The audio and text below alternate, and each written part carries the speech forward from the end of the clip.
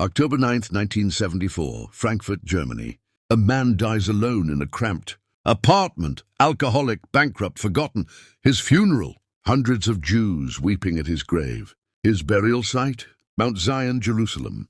The only member of the Nazi Party ever buried with honors on sacred Jewish ground. His tombstone reads, "The unforgettable lifesaver of Y200 persecuted Jews." This is the story of Oskar Schindler, the Nazi who became a hero, the opportunist who became a savior, the man who joined the party to get rich, spent his entire fortune saving lives, and died with nothing. How does a member of Hitler's regime end up as one of the greatest heroes of World War II? The answer is more complicated, more human, and more surprising than you'd ever imagine. Oskar Schindler was born April 28, 1908, in Zwickau, a small industrial town in what is now the Czech Republic. He wasn't a good man, not even close. By his 20s, he was a womanizer, a heavy drinker, a gambler, and a chronic liar. He cheated on his wife Emily constantly. His businesses kept failing. He had no ideology, no principles, no moral compass. What Oskar Schindler had was ambition. And when Germany invaded Poland in September 1939, he saw opportunity, not to help, not to serve his country, to get rich. He joined the Nazi Party, not because he believed in their twisted ideology, but because party membership opened doors, gave him contracts, access to power. He also worked as a spy for the Abwehr, German military intelligence. Schindler wasn't ideological. He was transactional. Everything had a price. Everyone could be bought. And in October 1939, he bought himself a factory, the Deutsche Emalwarenfabrik, Emalia for short, a bankrupt enamelware factory in Kraków, Poland. Schindler took it over using his Nazi connections and smooth-talking charm. He renamed it, renovated it, and started producing pots, pans, and mess kits for the German military. But here's where Schindler's genius for exploitation showed itself. Labor was expensive, except for one group, Jews. The Nazis had forced Krakow's Jewish population into a walled ghetto. Tens of thousands of people crammed into a few city blocks. Jews needed work permits to avoid deportation. Schindler could hire them for almost nothing. No fair wages, no benefits, just slave labor with Nazi approval. So that's exactly what he did. By 1940, Schindler's factory employed hundreds of Jewish workers from the Krakow ghetto. He wasn't saving them. He was exploiting them, using human misery to maximize profit. And it worked. Schindler became rich, very rich. Was Oskar Schindler a hero at this point? Absolutely not. He was a war profiteer, a Nazi, an opportunist feeding off Jewish suffering. But something was about to change. Nobody knows exactly when Oskar Schindler transformed from exploiter to savior. There was no single moment, no dramatic revelation, just a slow, painful awakening to the horror happening around him. Schindler saw things that changed him. He witnessed the brutal treatment of Jews in the Krakow ghetto, families beaten in the streets, children starving, old men humiliated by SS soldiers. At first, it didn't seem to bother him much. Business was business, but the more time he spent with his Jewish workers, the more he saw them as people, not numbers, not labor units, people, fathers, mothers, children, with dreams that would never come true. His accountant, Itzhak Stern, became more than an employee. He became a friend. Stern was brilliant, organized, essential to Schindler's success. But he was also a Jew, which meant he was marked for death. Then came March 1943, the liquidation of the Krakow ghetto. This was the moment everything changed. The SS received orders to empty the ghetto completely. 20,000 Jews, some, would be sent to the Plasów labor camp nearby. The rest, killed on the spot. Schindler watched from a hillside overlooking the ghetto. He wasn't supposed to be there. He just needed to see. What he witnessed haunted him for the rest of his life. SS soldiers storming through the streets. Families torn apart, children shot in front of their parents, the elderly executed where they stood, gunfire, screaming, blood running in the gutters. And then he saw her, a little girl, maybe 3 or 4 years old, wearing a red coat, the only color in a world of black and white and gray. She walked through the chaos, lost, alone, searching for her parents in a sea of corpses. Schindler watched her disappear into a building. He never saw her again. That red coat burned into his memory. That child represented every innocent life being destroyed. And Oskar Schindler realized something terrible. The Nazis weren't relocating Jews, they were exterminating them.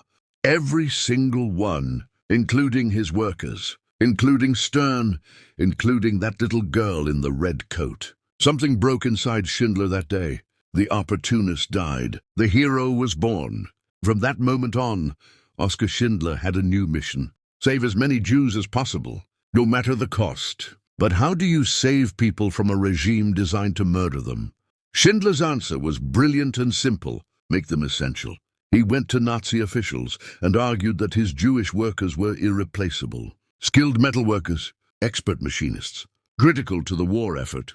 Most of this was a lie. Half his workers had no industrial experience. But Schindler bribed the right people, through the right parties, made the right connections. And the Nazis believed him, or at least they pretended to believe him as long as the money kept flowing. Schindler's factory became a sanctuary. Jews who worked for him were protected from deportation. He started expanding his workforce, not because he needed more labor, because every name on his employment roster was a life saved. He hired the elderly, the disabled, children. A 70-year-old rabbi became a metal polisher. A 10-year-old boy became a precision machinist. Anyone he could claim was essential. The Nazis didn't care, as long as Schindler kept producing munitions and kept the bribes coming. But here's the beautiful irony. Schindler's factory produced almost nothing useful. The ammunition was defective. The weapons parts didn't fit. The artillery shells wouldn't fire. He was sabotaging the Nazi war machine from the inside while pretending to serve it. And he was spending a fortune to do it. Every week, Schindler bribed SS officers, commandants, bureaucrats, anyone with power over his workers, champagne, diamonds, cash, whatever it took. He threw lavish parties for Nazi officials, got them drunk, made them feel important. While they celebrated, he negotiated for more Jewish workers. Schindler spent every zloty he earned.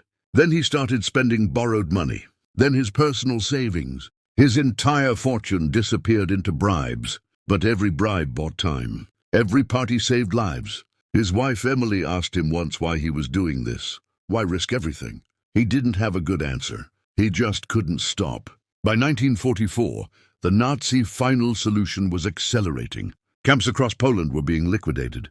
Jews sent to Auschwitz-Birkenau, the death factory. In July 1944, Schindler learned that the Plaszow camp, where most of his workers lived, would be closed. Everyone would be shipped to Auschwitz, which meant death. He had weeks to act, maybe days. Schindler went to the authorities with a proposal. He would relocate his essential weapons factory to Brunlitz, in occupied Czechoslovakia, away from the advancing Soviet army. He'd need to bring his specialized workers with him, all of them. The Nazis agreed.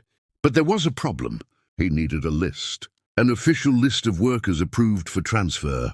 Anyone not on the list would go to Auschwitz. This is where the famous Schindler's List was born. Oskar Schindler and Itzhak Stern sat in an office with a typewriter. They had one chance to save as many people as possible.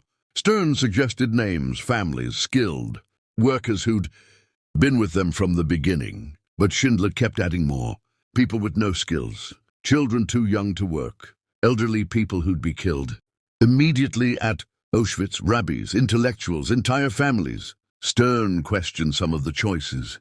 An 8-year-old boy, a woman who'd never worked a day in the factory. Schindler's response was always the same. Put them on the list. By the time they finished, there were 1,200 names. Men, women, children.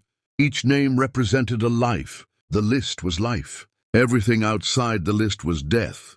Getting those names approved required Schindler's biggest bribe yet. He spent a fortune convincing Nazi officials that every single person was essential. A child, essential. An elderly rabbi, essential. A pregnant woman, essential. The Nazis took the money and signed the papers. They didn't care. Jews were dying by the millions. What difference did 1,200 make? In October 1944, The trains left for Brunlitz. Schindler's workers were being transferred to his new factory. They were going to survive, except for 300 women. Someone made a mistake. Or maybe it was intentional. The women's train was redirected to Auschwitz. 300 women from Schindler's List arrived at Auschwitz-Birkenau. They went through the selection process. Left side work, right side death. They were sent right, stripped naked, herded into a concrete building. The showers, except these weren't showers. They were gas chambers. The women knew what was about to happen. They held hands, prayed, said goodbye. The heavy doors slammed shut. Then the showers turned on, and water came out. Just water. Not Zyklon B gas, just water. The women didn't know why. Maybe a mechanical failure. Maybe someone had been bribed already. They were pulled out, given rags to wear, and sent to the barracks. Meanwhile, Oskar Schindler discovered what happened. 300 of his workers were in Auschwitz. He didn't hesitate. Schindler traveled to Auschwitz. He demanded to see the commandant. He brought diamonds, cash, expensive alcohol. He argued, he threatened. He negotiated for days. Getting people out of Auschwitz was nearly impossible. People went in. They didn't come out. The smoke from the crematorium told that story. But Schindler wouldn't leave without his workers. He bribed. He cajoled. He lied. He claimed these women were essential munitions experts, that the Reich would suffer without them. Finally, after days of negotiation and a fortune in bribes, the commandant agreed. The 300 women were released, loaded onto a train, sent to Brunlitz. They arrived at Schindler's factory traumatized but alive. Oskar Schindler had done the impossible. He'd pulled people out of Auschwitz. The factory in Brunlitz operated from late 1944 until May 1945. It produced nothing. Not a single usable artillery shell. Not one functioning weapon. Schindler spent money, buying munitions from other factories and claiming his factory had produced them. The Nazis never checked too closely. Why would they? Schindler kept bribing them. Meanwhile, inside the factory, 200 Jews lived in relative safety. They had food, shelter, protection from the death camps. Schindler's workers knew what was happening. They knew the factory produced nothing. They knew Schindler was bankrupting himself to keep them alive. And they knew that if the Nazis discovered the truth, everyone would die. Schindler included. May 7th, 1945, Germany surrenders. The war is over. For Schindler's 200 Jews, liberation. For Oskar Schindler, a new problem. As a member of the Nazi Party and a war industrialist, he would be arrested, possibly executed. He had to run. On May 8th, Schindler gathered his workers for the last time. He told them he had to flee. The workers knew this moment was coming. They'd prepared something, a letter, signed by all 200 workers, testifying that Oskar Schindler had saved their lives, that he'd risked everything to protect them. They hoped it would keep him safe if he was captured. They also gave him a ring, made from gold extracted from a worker's dental work, melted down and forged by a jeweler in the factory. Engraved on the inside was a verse from the Talmud. Whoever saves one life saves the world entire. Schindler broke down. He looked at the ring, at the letter, at the 200 people staring at him, and he wept. I could have got more, he said. I could have got more. I don't know. I could have got more. He looked at his car. Why did I keep this car? 10 people right there. 10 people. 10 more people. He touched his Nazi party pin. This pin. 2 people. This is gold. 2 more people. He would have given me 2 for it. Itzhak Stern tried to comfort him. Oskar, there are 200 people who are alive because of you. Look at them. But Schindler couldn't stop. He was drowning in guilt. Guilt for what he'd done before. Guilt for not doing more. That night, Oskar Schindler fled. He took his wife Emily and disappeared into the chaos of post-war Europe. The rest of Oskar Schindler's life was tragic. He and Emily moved to Argentina in 1949. He tried to start a beaver fur business. It failed. He tried concrete manufacturing. It failed. He tried raising chickens. Failed. Everything Schindler touched turned to dust. The man who'd successfully run a factory, bribed Nazi officials, and saved 1,200 lives couldn't run a simple business. By 1958, he was bankrupt. He returned to Germany alone. Emily stayed in Argentina. They never lived together again. Schindler moved into a tiny apartment in Frankfurt. He drank heavily, couldn't hold a job. Every business venture collapsed. He survived on monthly checks sent by the Schindlerjuden, the Jews of Schindler, the people he'd saved. They sent him money every month, enough to live on, barely. The man who'd spent a fortune saving lives now depended on charity from the people he'd saved. Schindler visited Israel several times in the 1960s, paid for by the survivors. In Israel, he was a hero, honored, respected, loved.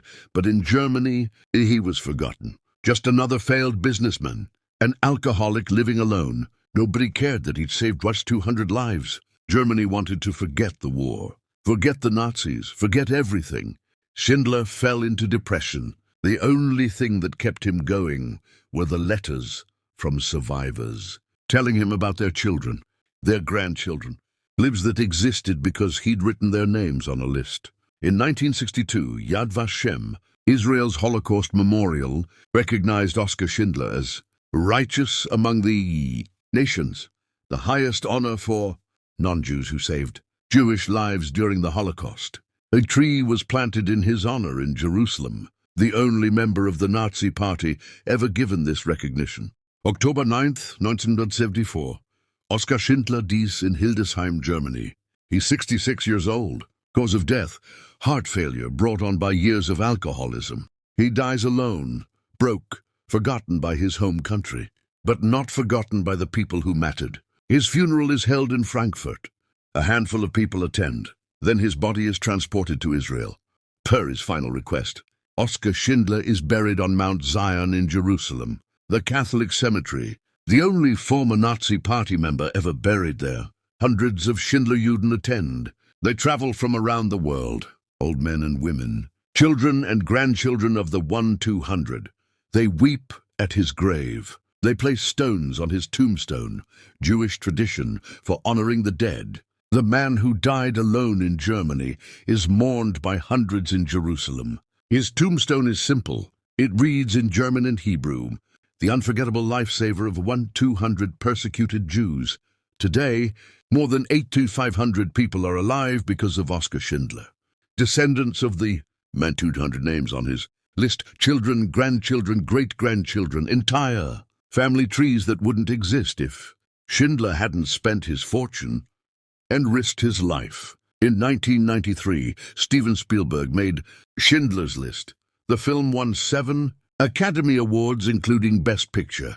It told Schindler's story to the world. Millions of people learned about the Nazi who became a hero. The film ends with the real Schindlerjuden placing stones on Schindler's grave. Old men and women, survivors, walking past his tombstone, honoring the man who saved them. Here's what makes Oskar Schindler's story so powerful and so uncomfortable. He wasn't a good man. He was a drunk, a cheater, a liar, a member of the Nazi Party. He exploited Jewish slave labor for profit. He wasn't Captain America. He wasn't a saint. He was deeply, fundamentally flawed. But when it mattered, when lives hung in the balance, Oskar Schindler made the right choice. Not once, every single day for years. He spent his entire fortune, risked his life, sacrificed his future. For people he barely knew. Why, nobody really knows. Not even Schindler could explain it. Maybe witnessing the liquidation of the ghetto changed him. Maybe it was guilt. Maybe he just couldn't stand by and do nothing.